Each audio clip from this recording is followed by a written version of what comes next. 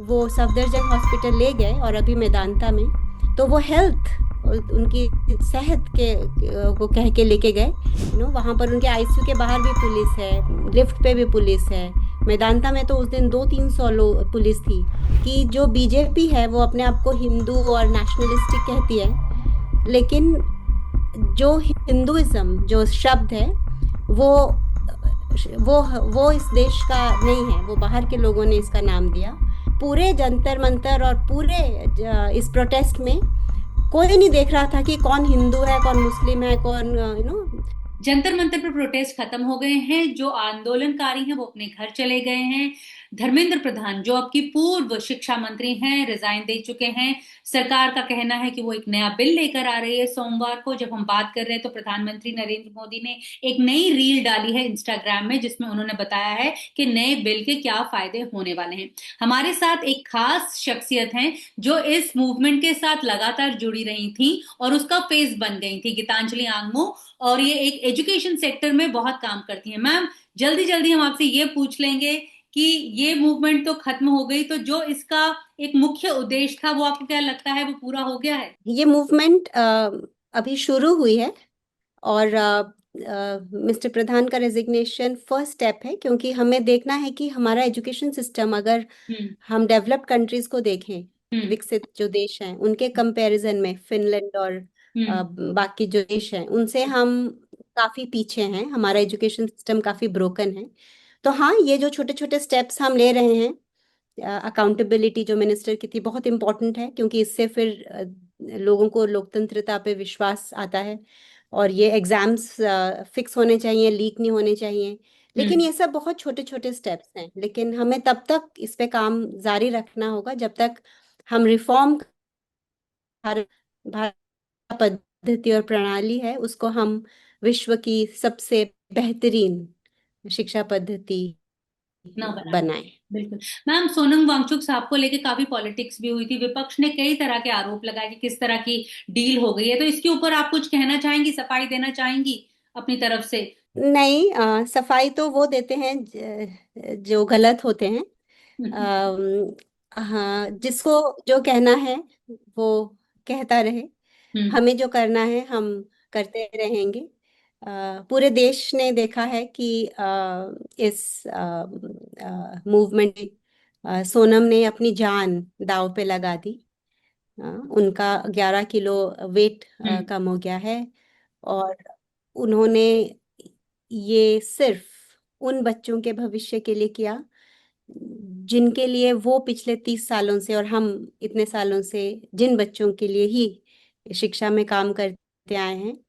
जब वही बच्चों के एग्जाम्स लीक होने लगे और इतनी उनपे मेंटल डिप्रेशन आया, और तो उनको लगा कि ये एक राष्ट्रीय स्तर पे ये रिफॉर्म जरूरी है, जो उन्होंने 30 साल पहले लद्दाख के स्तर पे किया था। हम्म। तो हम तो वही करते रहे हैं, हम करते रहेंगे। लोग आएंगे, लोग जाएंगे, कोई क्रिटिसाइज करेगा, कोई शाबाशी देगा। वो हमसे ज्यादा उनको दर्शाता है, उनकी उनकी उनकी माइंड। मानसिकता को बिल्कुल। दर्शाता है। तो हम, और मैम, ये एक डेमोक्रेसी है, हर एक को अपनी बोलने का बात हक रखने है। का वो है। तो वो अपना काम करते रहें, हम अपना काम करते रहेंगे। आपको क्या लगता है कि कांग्रेस हो, चाहे आम आदमी पार्टी हो, चाहे भारतीय जनता पार्टी हो, उन्होंने अपनी अपनी तरह से मिस्टर ये मूवमेंट को डाइल्यूट करने की कोशिश की है, प्रमोट करने की कोशिश की, और सोनम वांगचुक के नाम को भी इस्तेमाल करने की कोशिश की है? देखिए, हमने हर एक के साथ एंगेज किया। हमने उनकी पार्टीज और ये देख के नहीं किया। जो भी उस मंच पे भी आए जंतर मंतर में, वो अपनी व्यक्तिगत रूप हम्म। से आए, वो किसी पार्टी को रिप्रेजेंट करके नहीं आए। तो हर पार्टी तरह के लोग होते हैं, हम इसको जनरलाइज नहीं कर सकते।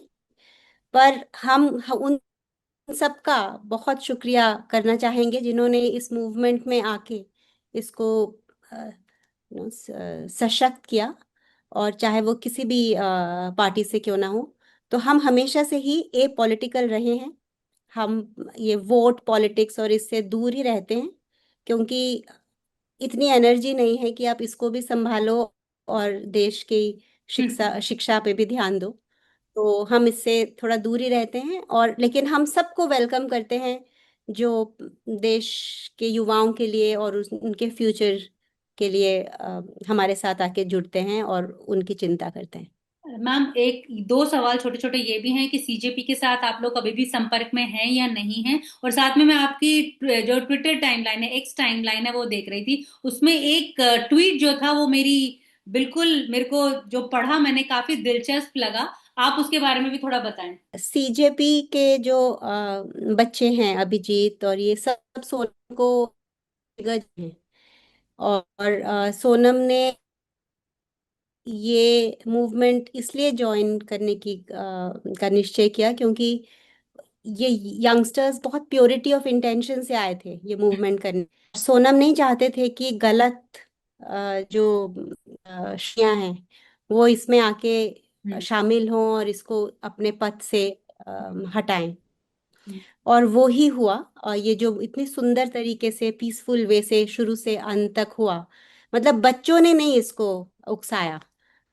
अगर हम देखें जो भी वायलेंट हुए हैं, ये शुरू से गांधी जी के उस मार्ग पे पीसफुल वे से शुरू हुआ और एंड हुआ। तो वो हमेशा से ही वो साथ हैं और रहेंगे। लेकिन अभी आप उनको एक साथ इसलिए नहीं देख पा रहे हो क्योंकि जिस दिन से सोनम को वो सफदरजंग हॉस्पिटल ले गए और अभी मेदांता में, तो वो हेल्थ, उनकी सेहत को कह के लेके गए।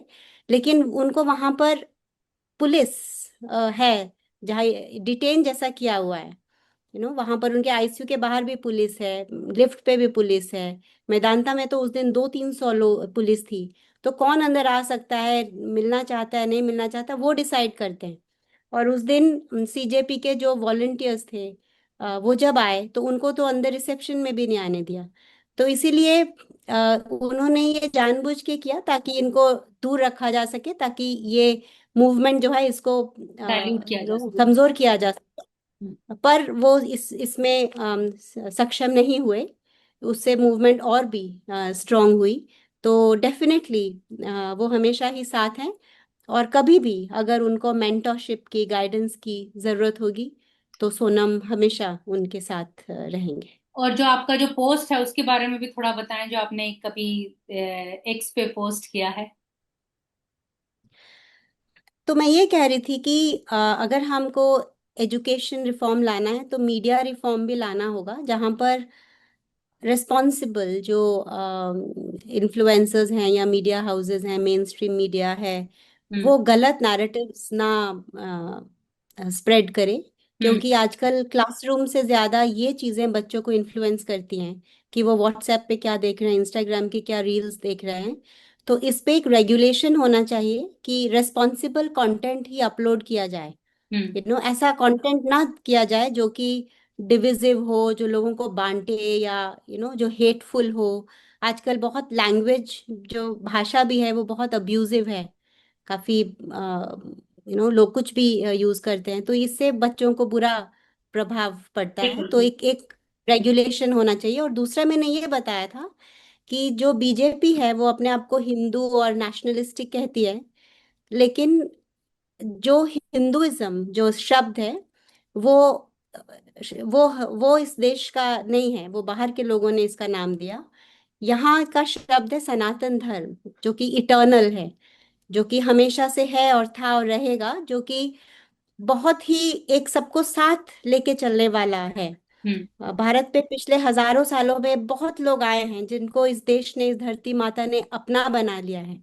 तो मैं बीजेपी को उस ट्वीट के माध्यम से ये कह रही थी कि आप जिस सनातन धर्म की बात करते हैं, वो आपसे ज्यादा जेन जी ने उस दिन दिखाई थी। क्योंकि पूरे जंतर मंतर और पूरे इस प्रोटेस्ट में कोई नहीं देख रहा था कि कौन हिंदू है, कौन मुस्लिम है, कौन सरदार जो थे वो लंगर से खाना ला रहे थे, मुस्लिम जो थे वो पानी ला रहे थे। कोई किसी को परवाह ही नहीं थी कि ये कौन था। और बिल्कुल। ये नया भारत है, हम्म। और ये सच्चा सनातन धर्म है। हम्म। तो हमको ये प्रोजेक्ट करना चाहिए, ना कि डिवाइड करके और ये करके। वो नहीं सच का सनातन धर्म है। तो ये मैं समझाने की कोशिश कर रही थी हम्म। कि हमें सच्चा समझना चाहिए कि बिल्कुल बिल्कुल। किसी भी पार्टी का सनातन धर्म पे मोनोपोली नहीं है। नहीं है, नहीं है। शुक्रिया मैम, शुक्रिया, बहुत बहुत शुक्रिया जनता से बात करने के लिए। Thank you so much. Thank you.